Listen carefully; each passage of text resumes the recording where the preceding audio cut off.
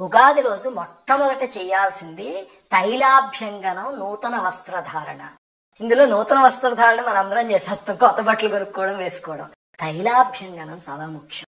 నువ్వుల నూనె పట్టించుకుని ఒళ్ళంతా అభ్యంగన స్నానం చేయండి. అది కూడా ఎప్పుడో 10ంటికో 11ంటికో కాకుండా సెలవు రోజు అని చెప్పి సూర్యోదయం సమయానికి చేయగలిగితేనే దాని శక్తి అని చెప్పి చెప్పారు శాస్త్రం. రెండవ పని ఏమిటి అంటే కీర్తనాద్యారంభం అని చెప్పారు. అంటే స్తోత్రాలతో, కీర్తనలతో మీ రోజుని ప్రారంభించండి స్నానం అవ్వగానే అని చెప్పి. వెంటనే మనకు ఒక సందేహం వస్తుంది, స్తోత్రాలంటే ఏ దేవుడికి చదవాలండి? ఏదో వినాయక చవితి అయితే వినాయకుడు, మహాశివరాత్రి అయితే పరమేశ్వరుడు.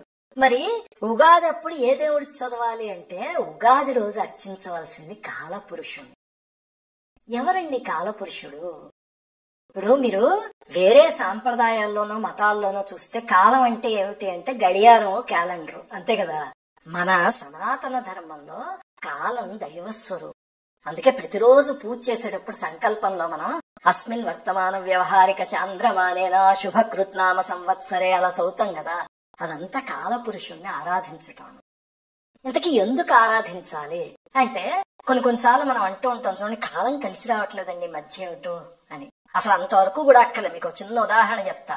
కొన్నిసార్లు మీరు పనులు లిస్ట్ రాసుకుని శనివారం బయటికి వెళ్ళండి, టక టక టక టక పనులన్నీ అయిపోతాయి. కొన్నిసార్లు 3 పనులు ఉన్నా సరే 3 అవ్వవు. ఏమిటో మనం బయలుదేరిన వేళా విశేషం బాగోలేదనుకుంటాం, అంతేనా? సైన్స్ బాగా చదువుకున్న వాళ్ళకు కూడా ఇది అనుభవం అవుతూ ఉంటుంది. ఏమిటిది అంటే కాలపురుషుడి అధీనంలో ఉంటుంది కాలం. అప్పుడు ఆయన్ని ప్రసన్నం చేసుకునే మార్గం ఏమిటంటే కాలం మారే ముఖ్యమైన మలుపులు ఉంటాయి సంవత్సరంలో, అప్పుడు ఆరాధన చేయడం. అలాంటి మలుపులే సంవత్సరాది, సంక్రాంతి అలాంటివి అనమాట.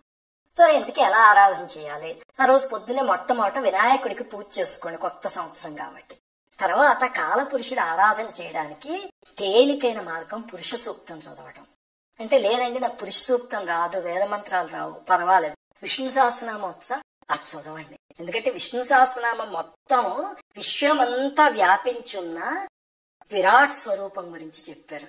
అందులో మీరు కొన్ని చూస్తే భూత భవ్య భవత్ ప్రభు, యుగాధికృత్ యుగావర్తో, అలాగే ఋతు సుదర్శన కాలహ, ఈ మంత్రాలన్నీ ఉంటాయి కదా. అవన్నీ కూడా కాలపురుషుడి గురించి చెప్పినవి. అంటే విష్ణుమూర్తిని విశ్వవ్యాప్తమైన చైతన్యం కింద చెప్పేది విష్ణు సహస్రనామం. వెళ్తాం కదా, పండగ రోజు మామూలుగానే గుడికి వెళ్తాం, కానీ ఉగాది రోజు మాత్రం వేద సభలకి వెళ్ళండి, వేద శ్రవణం చెయ్యాలి. మీరు ఏం చేసినా చెయ్యకపోయినా సరే వేద శ్రవణం చేస్తే జీవితం మారుతుంది. మనం ఆ సంవత్సరం అంతా చక్కగా చల్లగా ఉండడం కోసం అది ఒక రక్షణ కవచం అని చెప్పచ్చు.